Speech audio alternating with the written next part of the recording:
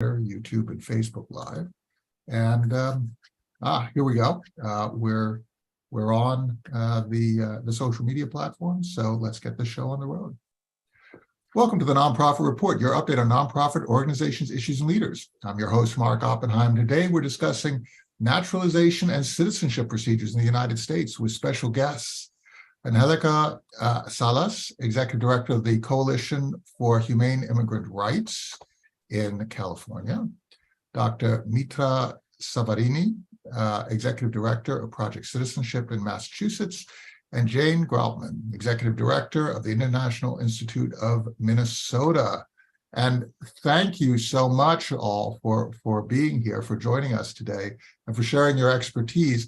A reminder to Zoom attendees that we'll take 3 snap polls during the show, and we'll announce results, and your questions submitted at the bottom of the screen will be included in our discussion. So we're going to go over to you, Mitra, and I'm just going to set this up because there's been so much recent news coverage about immigration to the United States, and we felt that it was time to talk about American citizenship, its rights and responsibilities.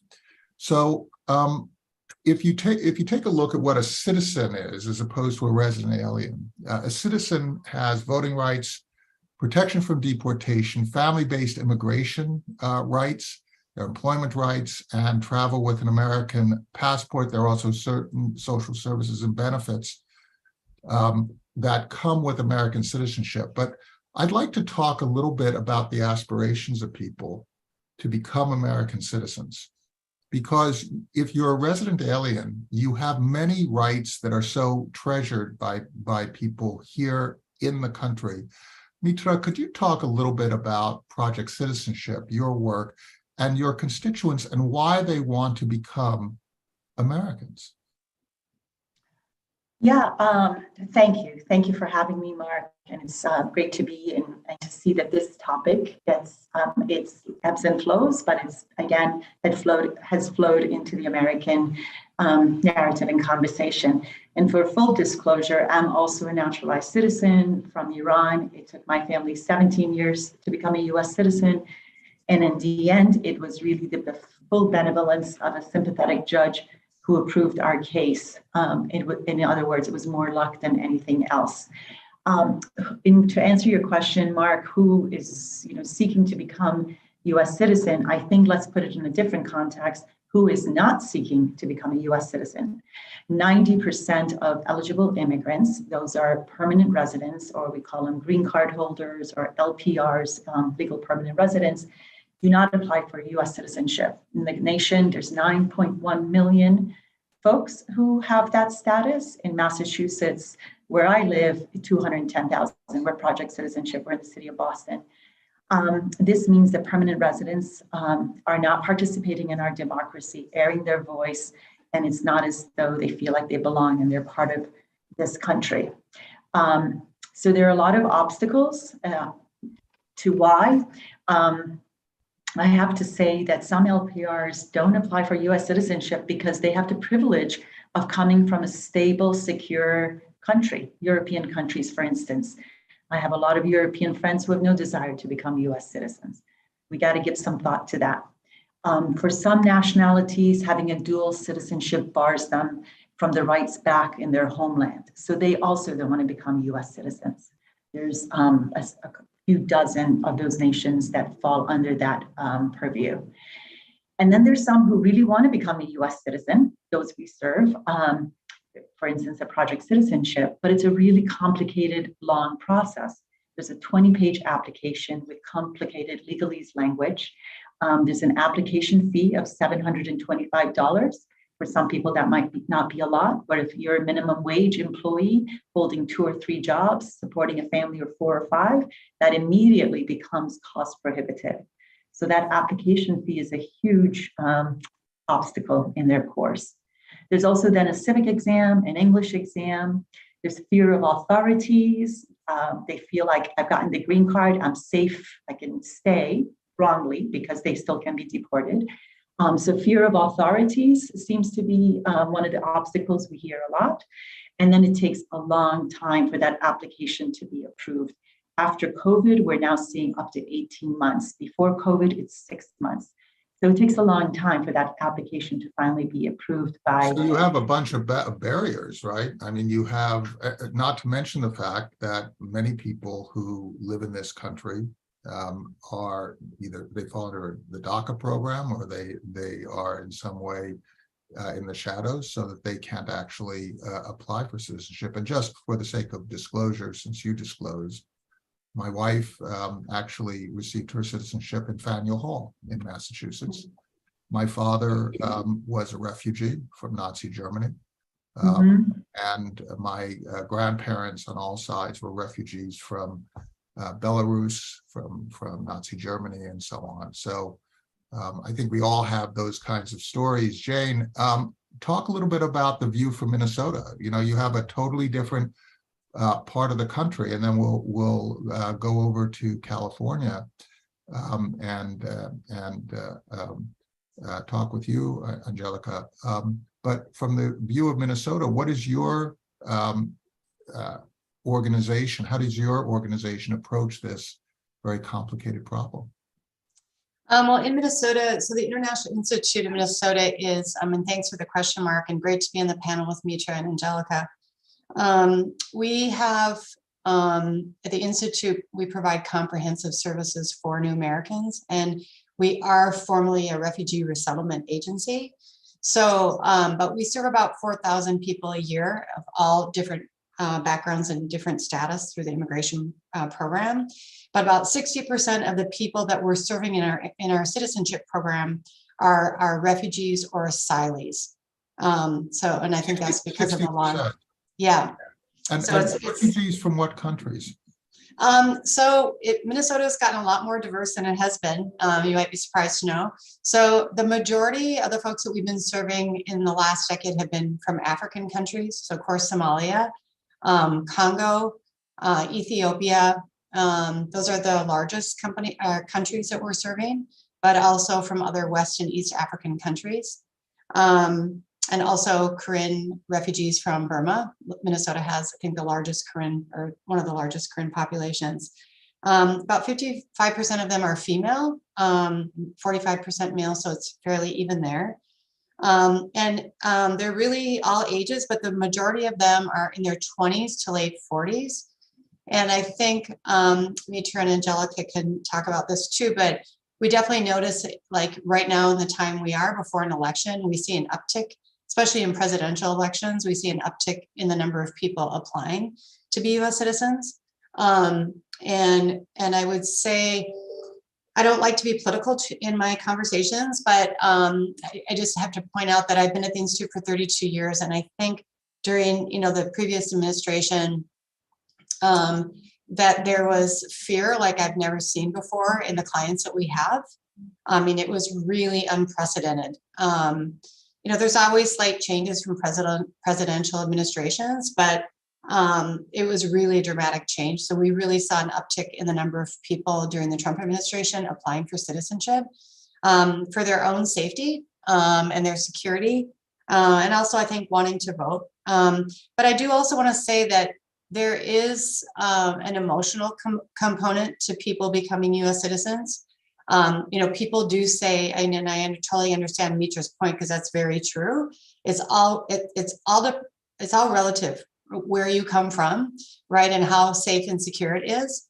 But many of our clients say that the United States has given them a safe place. And safety is relative, but that there is an emotional reason why they become a U.S. citizen because they feel grateful that they're in a place where there's opportunity for them. So we have here people who are fleeing violence, death, who are afraid for their lives. Burma, you have an authoritarian regime, a military junta. Some of these other places that you cited, Somalia and so on, have been plagued by war. Angelica, and I'm sorry if I'm pronouncing your name incorrectly in my very poor anglicized pronunciation. Could you tell us a little bit about your view from the Coalition for Humane Immigrant Rights, and who are you serving? Yes. Good morning, everybody. My name is Angelica Salas. I'm the executive director of CHIRLA, the Coalition for Humane Immigrant Rights, and we're based in California. and we serve immigrants, low-wage immigrants. We also work very closely with immigrant youth who are in high schools and in the universities. And we provide a range of services. We organize immigrants. We provide them community education and outreach, give them information about their rights, their resources, and also their responsibilities. And that part of that responsibility is about participation and civic participation in their communities. The organization, like I said, is based in California, and California has more immigrants than any other state in this country. California is almost— Is it more immigrants per capita, or is it just more immigrants? It's just more immigrants. California is home to almost 11 million immigrants.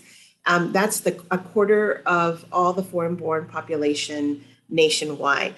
California's population, about 27% of California's population is foreign-born. But I think another very important data point is that close to 50% of the children of California have at least one immigrant parent. The majority of the foreign-born residents live in different parts of the state. I work out of Los Angeles, where about 34% of that population lives. The other thing that is important is that more than half, about 53% of California's immigrants are naturalized citizens.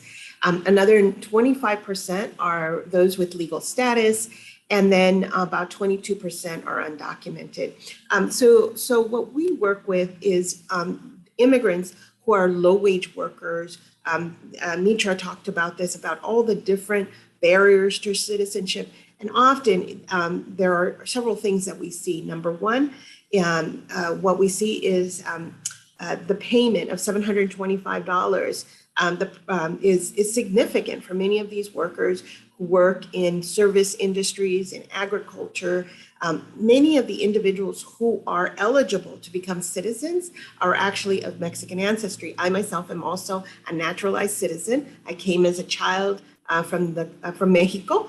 And it wasn't until many years later that I was finally able to become a citizen of the United States. Many of the individuals that we work with are also individuals who in their home country didn't have a lot of educational opportunities. Many maybe went to the 6th grade. Some didn't have any opportunity whatsoever. So when we come to applying for citizenship, after you journeyed through all the different statuses, whether you started as an asylum seeker, a refugee, maybe you were undocumented, you finally were able to get your green card. Once you have a green card, with some exceptions, you have to wait 5 years in order to then apply for citizenship. But in addition to the fee, you have to pass an English test, and you also have to pass a civics test. Now imagine how incredibly difficult it is for individuals who have never stepped maybe into a classroom to now take these tests. So what we do at CheerLab is we help them with their citizenship classes. We really recognize what their literacy rate is and engage them so that they don't see citizenship as a goal that is too much for them to reach. Another thing that is important is that most of the individuals who live in California who are eligible to become citizens have been in the country for more than 20 years. Over 1 million individuals of all the ones that I've described of the population have been in the country for many, many years.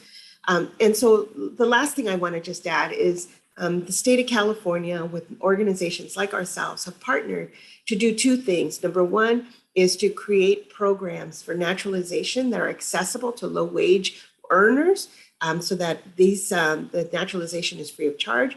But in addition to that, they've also partnered with us to provide naturalization fee assistance so that then the economics is not such a high barrier that then people don't become citizens. I have a question for you, Angelica. What percentage of the people who you serve are economic refugees? In other words, they come here for greater opportunity, greater education, but they would be perfectly safe staying where they are, or their families staying in the countries of origin.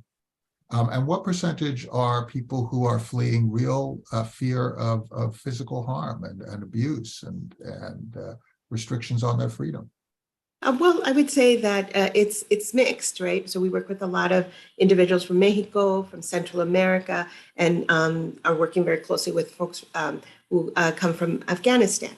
Now, I guess maybe I have a different perspective on this. If you are not able to put food on your table and your children are dying of hunger and you're not able to advance, many times, especially in these small villages, for example, in Mexico, where there are situations where organized crime is so rampant that you cannot actually survive.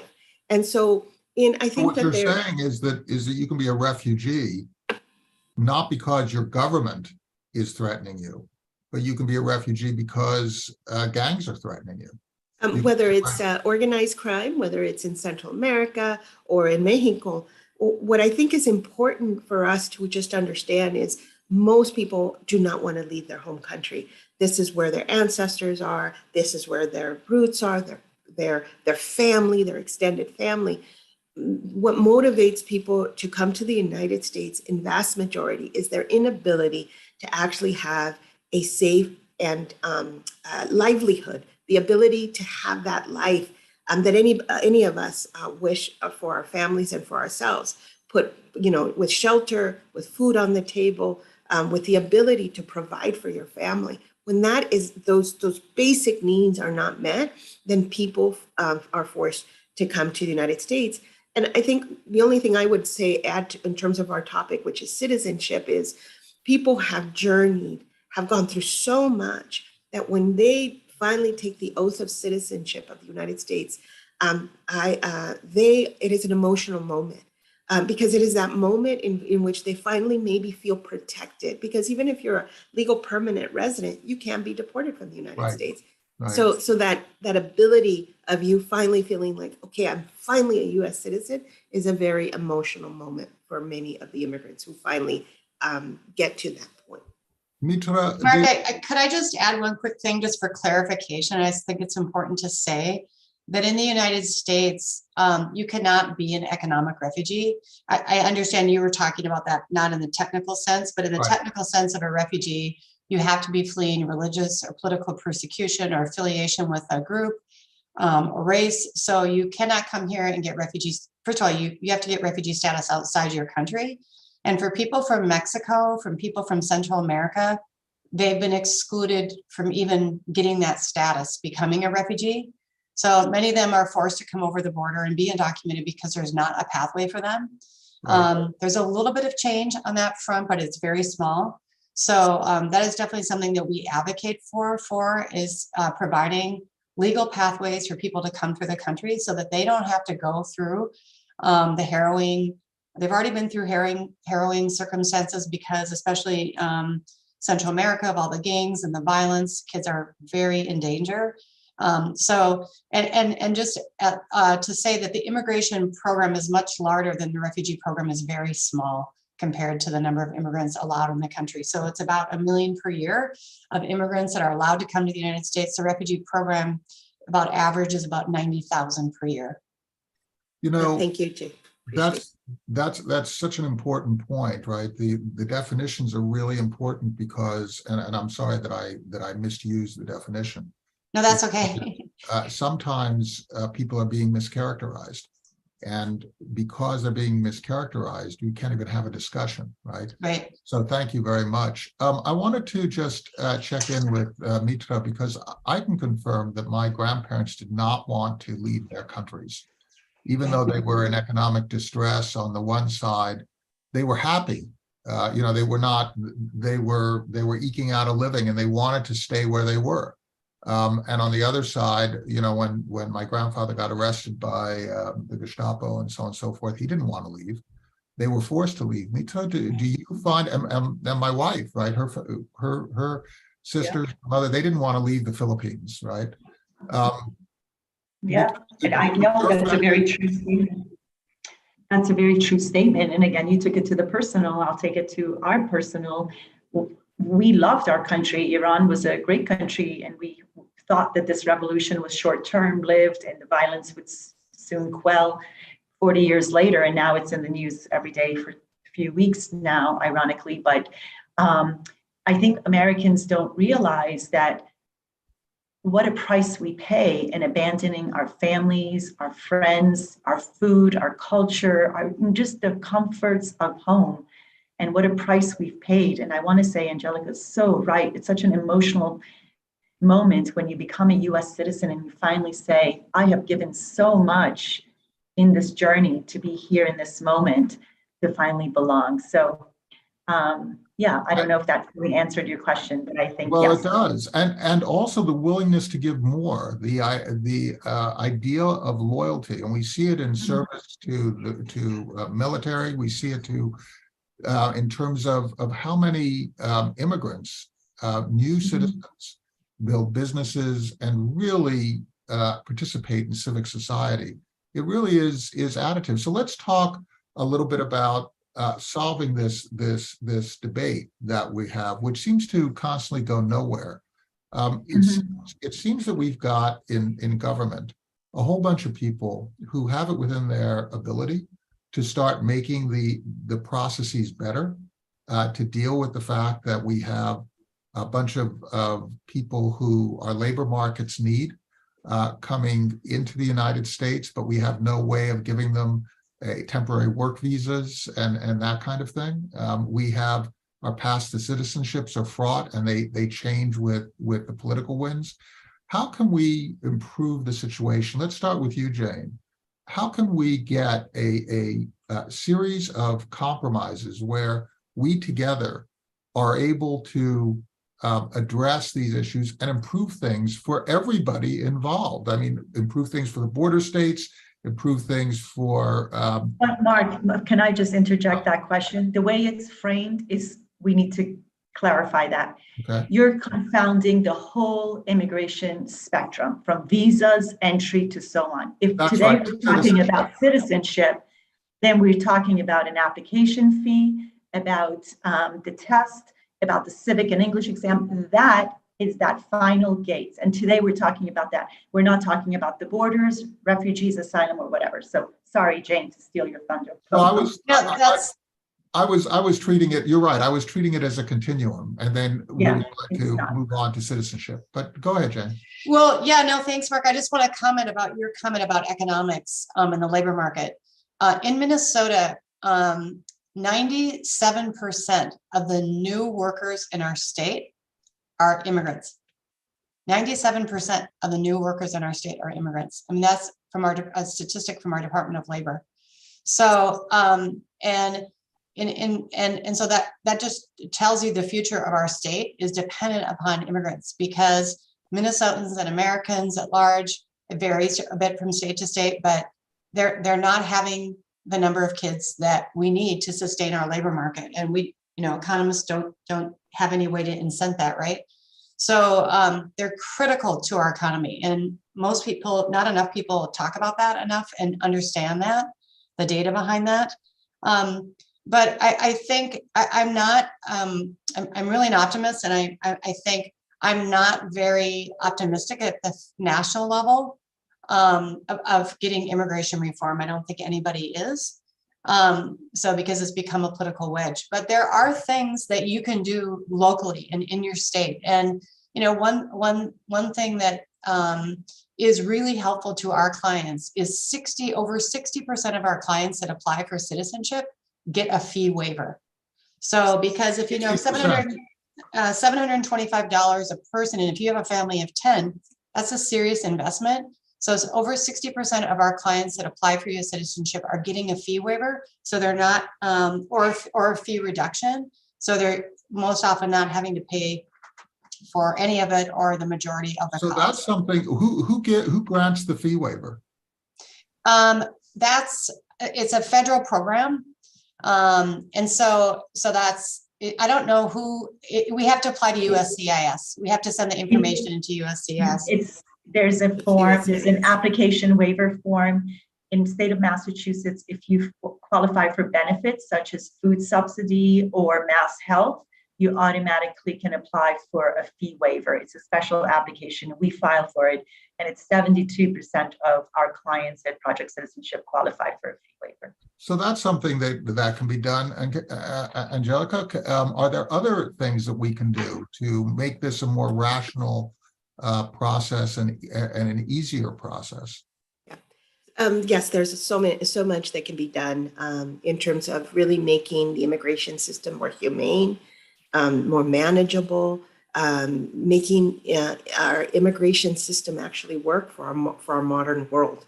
And so from, as Chirla, we work very closely with what we call mixed status immigrants. So that it could be individuals who have asylum, individuals who are refugees, individuals who are undocumented in this country. And that's the vast majority of individuals who we work with. And these are individuals who don't have any level of legal status. They came here maybe on different visas. Those visas expired, they're undocumented. And then others obviously also came to the United States through the border without inspection. And then we work with individuals who are legal permanent residents, who are green card holders, and also with individuals who are citizens of the United States. So we work with the vast range of individuals with all the different statuses.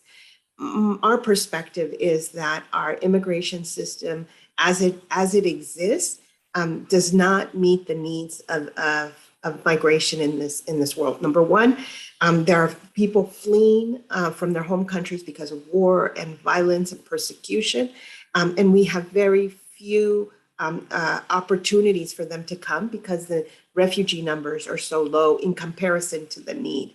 There is obviously every year a push to make those numbers closer to the reality of the need.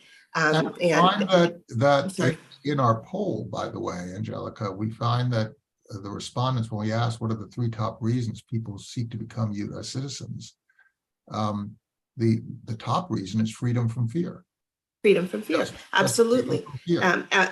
Absolutely. And my colleagues can, update on any of the numbers, but at least the numbers that I have is over 65 million individuals are fleeing their home country, their home countries, their countries of origin, because of persecution and political strife. Yet, I think we were struggling to get 125,000 individuals into this country on a yearly basis. And the last 4 years with the previous administration, the Trump administration, those numbers were to the floor. They were just so small in terms of the need, in comparison to the need. And that's just on the refugee side. Asylum seekers are being turned back at our border, even though they have very legitimate need to, and the reasons they're fleeing require protection in this country. So our asylum system needs to adhere to international law, but it also needs to recognize what's happening in our very own hemisphere. And then the undocumented population. So I work very closely with the undocumented population, many of who have been here for decades and decades. And this is where in Congress, there is more willingness to actually use immigration as a political football than actually create solutions for the people who are contributing to this country, who are undocumented. So I've been part of many of the. How can we? I'm sorry to interrupt. How do we get, since we have this huge immigration issue, right? And then there are people who have gone through this process and they're trying to become citizens. What kind of changes can be made in the citizenship process? We already talked with Jane about this whole idea of the fee waiver. Do you have a particular wish that you would see on the citizenship side that the U.S. government could enact? Well, I think maybe just to sort of just finish my thought on this on the undocumented migration is that in order for you to get to the citizenship part, you first have to be able to have access to a green card. Right. And so access to a green card varies depending on what country you're coming from. So that your country of origin determines how long you're going to be able to, how long you have to wait to become a green card holder. And then that determines your access point to citizenship. And I don't think people understand that very well. So if I could change things, I would actually do away with some of the quotas and the caps for some of the home countries, especially Mexico, the Philippines, that have decades-long waits. In that way, they become legal permanent residents and then have access to citizenship. We could do If so. they're not applying for citizenship, that doesn't solve it, Angelica. You're just saying to add more people to the LPRs. But I think Mark is asking, how do we simplify the citizenship process so that we get more people through? I think that we can't keep talking about the spectrum. Yes, there's so many issues, but I keep thinking this is a whole citizenship conversation. So what's your wish list for the citizenship? Well, I think that there is a connection, Mitra. I think that what Angelica is saying is that the pipeline to citizenship depends on the pipeline for the green cards, and I That's think right. that But then we'll get more people. No, I disagree with both of you. Then we get more people as LPRs. We have to think, what's that final gate, and how do we then make them? Well, what we do, we work society? with people depending on their age and their English level. So we have a whole program just for many of the individuals who have not applied for citizenship are older immigrants. So we work very closely with them. We call it, senior citizens, right? So that they really become real senior citizens of the United States. And so we work with the administration and we work with our local community to make sure that these senior citizens are actually able to go through the process. And we have very special targeted programs for them because these are some of the individuals based on our own data in California, that a majority of them have been here for a long, long time. Many of them are from Mexican ancestry. So we do very targeted campaigns to go directly to the Mexican community to answer what are some of the barriers. I mean, for them, ask them, what are your barriers? And then for us to then work with them in motivating individuals. Many of them don't know that there are resources to support them economically. So we make that information available. We partner with ethnic media, with radio to get that information. And this is how we have been able in California to increase between 2016 and the present over 2.5 million individuals who have now become citizens, which in average was an average of about 100,000 a year. So for me, these are some of the tactics that are working. And I think more partnership at the national level and more partnership at the local level to make this an important goal, I think really helps our community. Well, I'm surprised you haven't brought up the N400 application. That's so archaic. That's 20 pages long. And it still asks whether you've ever been a prostitute or whether you belong to the Nazi party. If you're a communist or committed polygamy. I agree with you. Mitra, I agree with you. I think that I'm pretty sure that you and I agree. So I would love. I know, I agree, but we're talking. I think we're not tackling the problem. I think if we didn't have, we have 9.1 million LPRs that are not applying for citizenship. So we're not putting a dent in it. Maybe you're successful in California. We are not successful in Massachusetts. I think a big thing that would really help is the processing time, Mark, as Mitra talked about. I mean, again, in Minnesota, the same thing. It was 6 months. At one point, it was 3 months.